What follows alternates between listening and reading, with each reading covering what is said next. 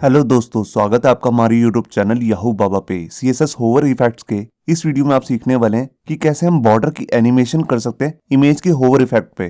तो आइए सबसे पहले मैं आपको एक डेमो दिखाता हूँ जो हम इस वीडियो में कवर करने वाले एनिमेशन वो एक्चुअल में दिखती कैसे है। यहाँ देखिए वेब ब्राउजर के अंदर मैंने अपना एक डेमो पेज ओपन कर लिया जहाँ पे मैंने होवर इफेक्ट लगाया। मैं इस पे अब होवर करके दिखाता हूँ आपको। ये देखिए, आप देख रहे हैं जैसे ही मैं इमेज पे होवर कर रहा हूँ तो उसके अंदर एक बॉर्डर दिख रहा है आपको, जिसमें एक स्मूथ सी एनिमेशन आ रही है। यही एनिमेशन हम इस वीडियो में कवर करने वाले हैं। और इसी के साथ जब मैं होवर कर रहा हूं तो यहां पर दो एनिमेशंस और हो रही हैं। एक हो रही है इमेज पे, आप देखिए इमेज जो है जूम इन हो रही है। और उसी के साथ यहां पे आप गौर कीजिए, जैसे मैं इसे हटा रहा हूं तो यहां पर पर्सन का नाम आ रहा है क्रिस्टीना। और जैसे मैं इस पे होवर करता हूं तो यहां पर उसकी डेजिग्नेशन आ रही है। तो टोटल तीन एनिमेशन है, एक है बॉर्डर की एनिमेशन, एक है इमेज की एनिमेशन और एक है टाइटल की एनिमेशन। तो आइए शुरू करते हैं प्रैक्टिकल और देखते हैं कि इस तरीके की एनिमेशन हम कैसे बना सकते हैं। तो यहाँ देखिए वेब एडिटर के अंदर मैंने अपनी एक फाइल बना ली है hovereffect6.html।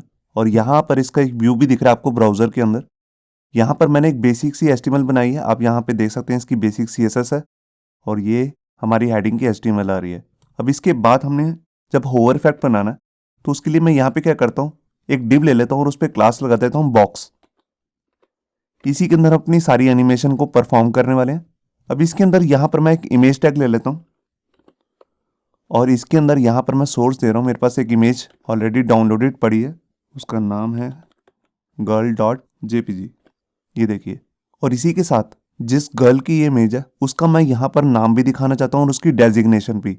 तो उसके लिए मैं यहाँ पर एक डिव ले लेता हूँ और उसके अंदर क्लास लगा दूंगा बॉक्स कंटेंट।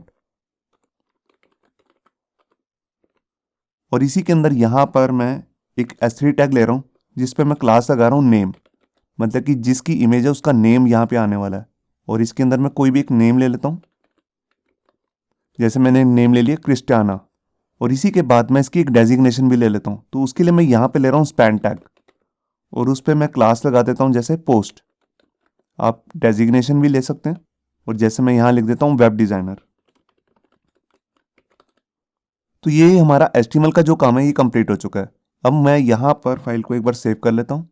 ये देखिए यहाँ पर हमारे पास इमेज यहाँ पे शो होने लग गई है। अब मैं यहाँ पर जो हमारे पास सबसे पेरेंट डिव है जिसका नाम है बॉक्स, उसकी यहाँ पर स्टाइलिंग कर लेता हूँ। तो उससे पहले यहाँ पर मैं एक यूनिवर्सल सिलेक्टर बना लेता हूँ स्टार लेके, और यहाँ पर इसके अंदर प्रॉपर्टी ले लूंगा बॉक्स साइजिंग बॉर्डर बॉक्स। इस प्रॉपर्टी को लगाने से होगा क्या, जो भी हम डिव ले रहे हैं अगर उसके अंदर पैडिंग देंगे तो उसकी विड्थ जो है वो ऑटोमेटिकली बढ़ेगी नहीं। अब इसके बाद जो हमारे पास मेन क्लास है बॉक्स, उसका सिलेक्टर बना लेता हूँ और यहाँ पर मैं उसको एक विड्थ दे देता हूँ। विड्थ दे रहा हूँ जैसे मैं 350 पिक्सल। और इसी के साथ इसको मैं सेंटर में भी कर लेता हूँ। तो यहाँ पर मैं मार्जिन लगा रहा हूँ, टॉप से और बॉटम से तो मैं दे रहा हूँ जैसे 10 पिक्सल, और लेफ्ट और राइट से देता हूँ ऑटो। अब यहाँ पर मैं आपको एक चीज़ बताना चाहता हूँ, देखिए आप जो इमेज देख रहे हैं इसकी विड्थ जो है वो काफ़ी ज़्यादा है, मतलब कि 500 पिक्सल है। और यहाँ पर हमने जो बॉक्स की विड्थ दी है वो है 350 पिक्सल। तो इमेज जो है वो बॉक्स से बाहर निकल रही है। तो मेरे को यहाँ पर इमेज को भी रिस्पॉन्सिव करना है। तो उसके लिए मैं यहाँ पे क्या करता हूँ, बॉक्स के अंदर जो इमेज आ रही है उसका एक सिलेक्टर बना लेता हूँ। उसकी विड्थ को मैं दे देता हूँ यहाँ पे 100% और उसकी हाइट को दे देता हूँ ऑटो। इस तरह देने से जो अंदर की इमेज है वो बिल्कुल रिस्पॉन्सिव हो जाएगी। तो यहाँ पे मैंने फाइल को सेव किया। ये देखिए ये बिल्कुल रिस्पॉन्सिव हो चुकी है। जितनी बॉक्स नाम के डिव की विड्थ है उतनी ही इसकी विड्थ भी हो चुकी है और ये बिल्कुल सेंटर में भी आ चुकी है। अब इसके बाद मैं यहाँ पे क्या करता हूँ, इसको थोड़ी सी बॉक्स शेडो दे देता हूँ। तो यहाँ पे मैं क्लास लगा रहा हूँ बॉक्स शेडो, और जैसे मैं एक्स एक्सिस से कुछ नहीं देना चाहता 0 0, और इसकी ब्लरनेस जो है वो 5 पिक्सल दे रहा हूँ और इसको थोड़ा सा ग्रे करना है। तो उसके लिए मैं यहाँ पे कलर ले रहा हूँ BA ये मैंने हेक्साडेसिमल कोड लगा दिया। ये देख सकते हैं आप, यहाँ पे एक बॉक्स शेडो आ चुकी है। अब इसके बाद मैं यहाँ क्या करता हूँ, यहाँ पर प्रॉपर्टी यूज़ करूँगा ओवरफ्लो और उसकी वैल्यू दे दूंगा हिडन। मतलब कि जो भी एनिमेशन होने वाली है, जैसे कि हम इमेज को भी जूम करेंगे तो उस डिव के बाहर नहीं आनी चाहिए, बॉक्स के बाहर। अब इसके बाद मैं क्या करता हूँ, जो मैंने यहाँ पर इमेज लगाई है मैंने आपको स्टार्टिंग में दिखाया था जब मैं इस पर होवर करूँगा तो इमेज में जूम का इफेक्ट आएगा। तो सबसे पहले हम यही इफेक्ट बना लेते हैं। तो उसके लिए मेरे को यहाँ पे क्या करना है, जो मैंने ये इमेज के लिए सिलेक्टर बनाया, यहाँ पे प्रॉपर्टी ले लूँगा ट्रांसफॉर्म और इसकी वैल्यू मैं ले रहा हूँ स्केल। और स्केल में इसकी वैल्यू दे देता हूँ जैसे 1 मतलब इसमें कोई भी जूम इफेक्ट नहीं होगा, मगर जब मैं इस पर होवर करूँगा तो मेरे को इसका स्केल बढ़ाना है।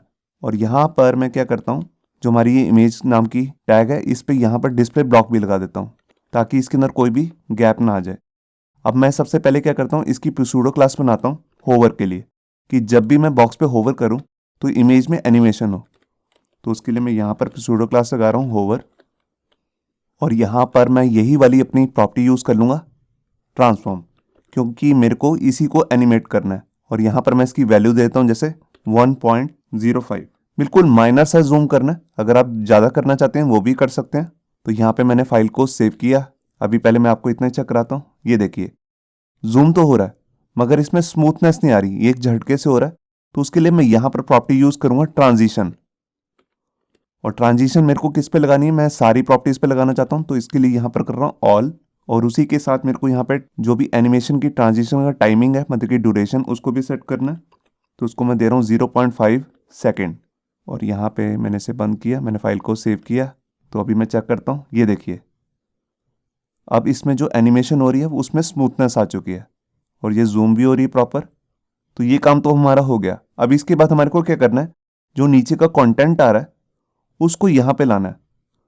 तो उसके लिए सबसे पहले मैं क्या करता हूँ, जो हमारे पास बॉक्स नाम की क्लास है इसको मैं यहाँ पर पोजीशन रिलेटिव दे देता हूँ। ऐसा मैं इसलिए कर रहा हूँ क्योंकि जो इसके अंदर मेन कंटेंट है जिस पे हमने क्लास लगाई थी बॉक्स कंटेंट, उसको मैं एब्सोल्यूट दूंगा। तो यहाँ पर अब मैं क्या करता हूँ, उसी का सिलेक्टर बना लेता हूँ। बॉक्स के अंदर जो बॉक्स कंटेंट है उसके लिए मेरे को क्या करना है, सबसे पहले मैं इसकी विड्थ सेट कर देता हूँ। तो यहाँ पे मैं इसकी विड्थ दे रहा हूँ जैसे 100%।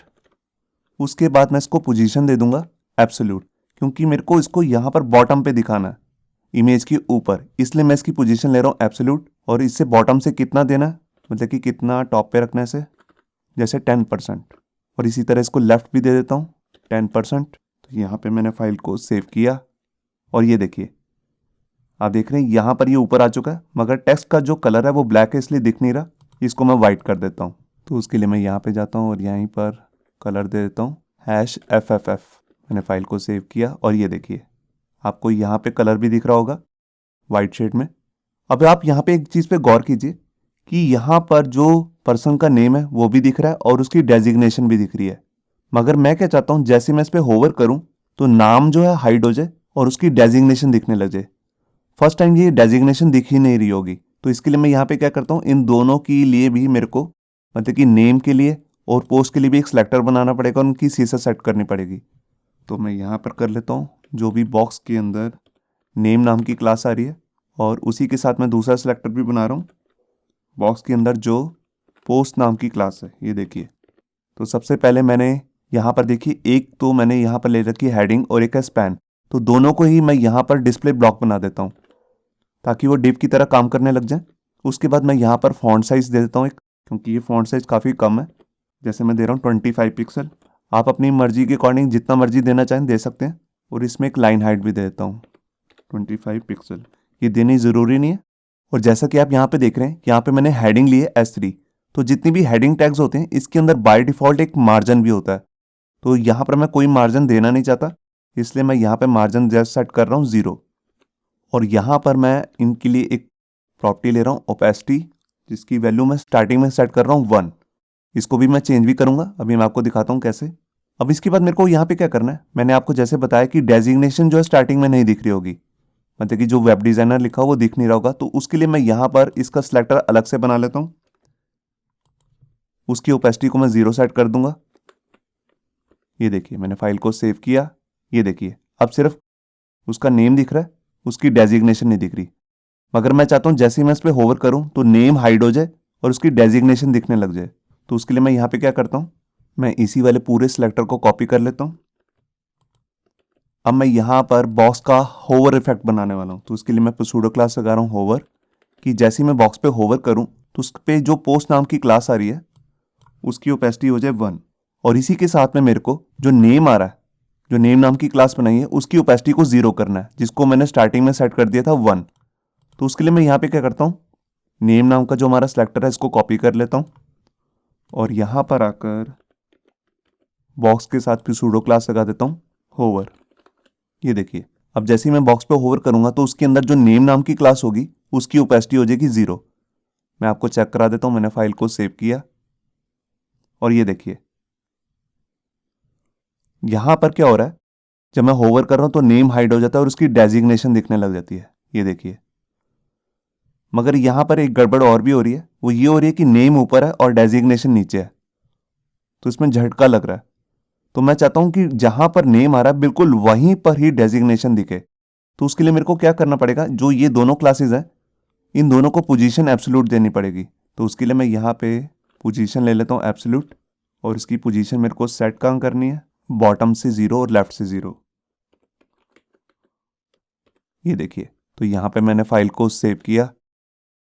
ये देखिए, अब नेम जो है बिल्कुल और डेजिग्नेशन एक ही प्लेस पे है, मगर ये झटके से आ रहे हैं। तो मैं इसमें भी थोड़ी सी स्मूथनेस ऐड कर देता हूँ। तो उसके लिए मैं यहाँ पे यूज़ करूँगा ट्रांजिशन।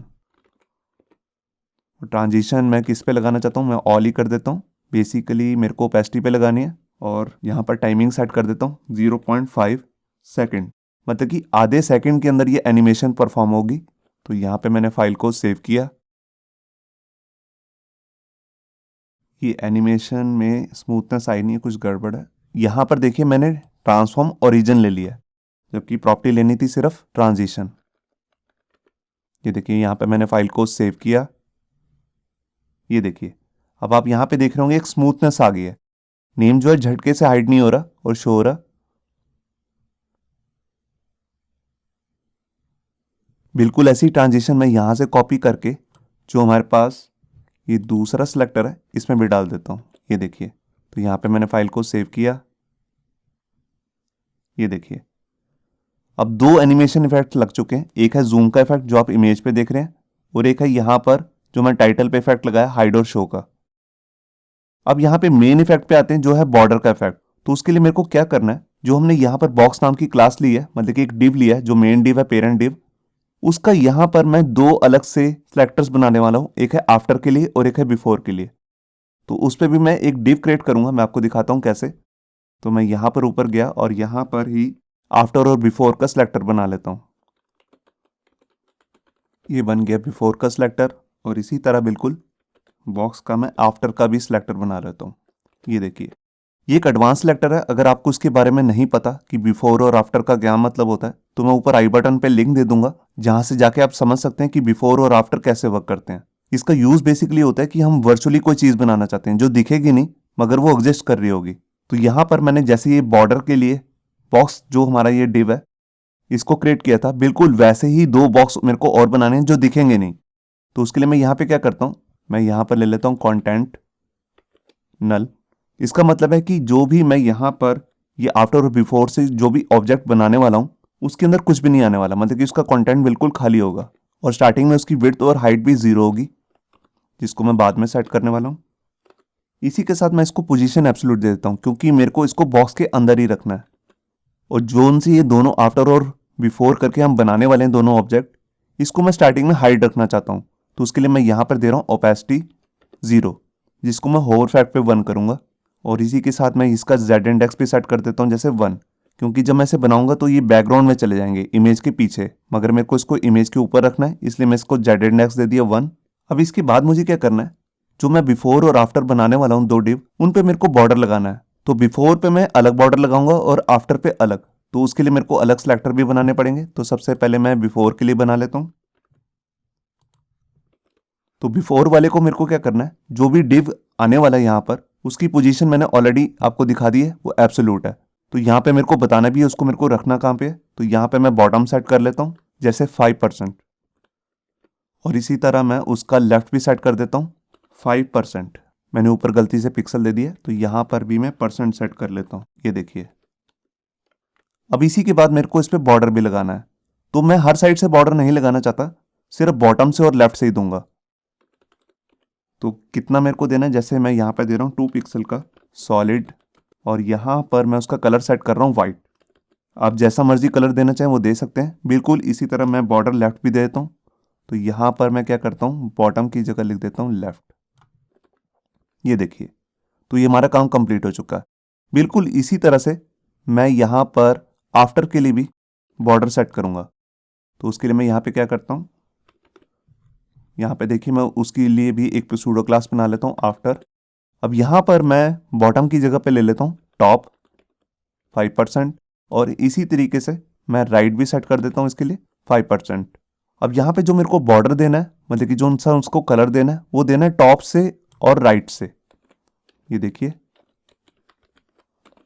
तो ये हमारा आफ्टर और बिफोर वाला जो काम है वो तो कंप्लीट हो चुका है, मगर अभी मैंने इस पर कोई एनिमेशन नहीं ऐड करी है। मतलब कि जैसे ही मैं बॉक्स पे होवर करूं तो ये आफ्टर और बिफोर दिखेंगे कब, क्योंकि स्टार्टिंग में तो मैंने इसकी ओपेसिटी कर रखी है 0, मतलब कि दिखेंगे ही नहीं। तो मेरे को इसको एनिमेट भी करना है। तो उसके लिए मैं यहाँ पे क्या करता हूँ, जैसे मैंने ये 2 सिलेक्टर बनाए थे, इसी को कॉपी कर लेता हूँ और यहाँ पर आकर सबसे नीचे, मतलब कि आफ्टर के बाद इसका सिलेक्टर दोबारा से रिपीट करता हूँ।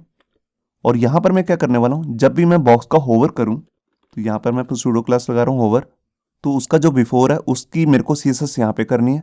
और बिल्कुल इसी तरह से आफ्टर के लिए भी मैं करूँगा। जब मैं उसको होवर करूँगा तो आफ्टर में जो भी चीज़ आ रही है उसको एनिमेट कैसे करना है। तो सबसे पहले मैं यहाँ पर ओपेसिटी को 1 कर देता हूँ। ओपेसिटी 1 करने से ये दिखने लग जाएगा। और इसी के साथ मैं आपको दिखाता हूँ, मैंने इसकी विड्थ और हाइट दोनों को 0 सेट किया था स्टार्टिंग में, उसको मैं यहाँ पर सेट कर लेता हूँ 90%। आपको ध्यान रखना है 90% ही देना है, वरना ये डिव से बाहर चले जाएंगे। ये देखिए, तो यहाँ पे मैंने फाइल को सेव किया। अब मैं यहाँ पे आता हूँ, ये देखिए यहाँ पे बॉक्स जो है वो अब झटके से दिख रहा है। आप देख रहे हैं जो यहाँ पे बॉर्डर आ रहा है वो झटके से आ रहा है, उसमें मेरे को थोड़ी सी ट्रांजिशन ऐड करनी है। तो उसके लिए मैं यहाँ पे क्या करता हूँ, देखिए जहाँ पर ये मैंने आफ्टर और बिफोर बनाए थे यहीं पर देता हूँ ट्रांजिशन। और किस पे लगानी है मेरे को, मैं सारी प्रॉपर्टीज़ पे ऐड करना चाहता हूँ। और कितने सेकंड में, 0.5 सेकंड। ये देखिए, तो यहाँ पे मैंने फाइल को सेव किया। अब मैं इस पर होवर करके दिखाता हूँ। ये देखिए, आप देख रहे हैं जो बॉर्डर की एनिमेशन है वो काफ़ी अट्रैक्टिव सी नज़र आ रही है आपको, ऐसा लग रहा है मूव होके बन रही है। अब आप यहाँ पे एक चीज़ पे गौर कीजिए, जो यहाँ पर इसके जॉइंट्स हैं वो बिल्कुल अलग से दिख रहे हैं। ऐसे लग नहीं रहा ये जुड़ रहे हैं, ऐसे लग रहा है बाहर जा रहे हैं। जबकि यहाँ पर जो राइट कॉर्नर पे ऊपर टॉप पे और बॉटम पे वो बिल्कुल सही है। यहाँ पे आप बॉटम पे भी देखिए, यहाँ पे बिल्कुल बेकार सा लग रहा है। अगर आप इनको मिलाना चाहते हैं तो यहाँ पे आप क्या कर सकते हैं, देखिए जो आफ्टर वाला आप यहाँ पे इफेक्ट देख रहे हैं या बिफोर वाला, किसी में एक में चेंज करना पड़ेगा। जो हमने यहाँ पर ये टॉप से और बॉटम से राइट से सेट किया हुआ है इसकी वैल्यूज़ को। तो जैसे मैं यहाँ पर सेट करके देखता हूँ 4.5 और बिल्कुल इसी तरह से 4.5 राइट से भी मैंने सेट कर दिया। तो यहाँ पे मैंने फाइल को सेव किया और यहाँ पे अब देखता हूँ मैं, ये देखिए अब ये ठीक से नज़र आ रहे हैं। मैं इसको थोड़ा सा और भी कम कर सकता हूँ, 4.4 भी सेट कर सकता हूँ तो और अच्छे हो जाएंगे। तो ये कोई ज़रूरी नहीं है आपको 4.5 ही सेट करना है। आपकी इमेज जैसी है, जैसी उसकी विड्थ है, उसके अकॉर्डिंग आपको देखना पड़ेगा खुद ही चेंज करके कि कितना सेट करना है। तो अभी मैं इसको जैसे कर देता हूँ राइट से 4.4, मैंने फाइल को सेव किया और ये देखिए अब बिल्कुल सही नज़र आ रहा है। तो ये हमारी बन गई बॉर्डर की एनिमेशन। तो तीनों एनिमेशन यहाँ पे मैं सेट कर चुका हूँ, इमेज की जूम की एनिमेशन, टाइटल की एनिमेशन और यहाँ पर बॉर्डर की एनिमेशन। होप सो आपको ये हमारा वीडियो ट्यूटोरियल अच्छा लगा होगा। अगर अच्छा लगा है तो वीडियो को प्लीज़ लाइक करना मत भूलिए। अगर आप ऐसे ही रेगुलर अपडेट चाहते हैं तो हमारे चैनल याहू बाबा को सब्सक्राइब करना मत भूलिए। Thank you.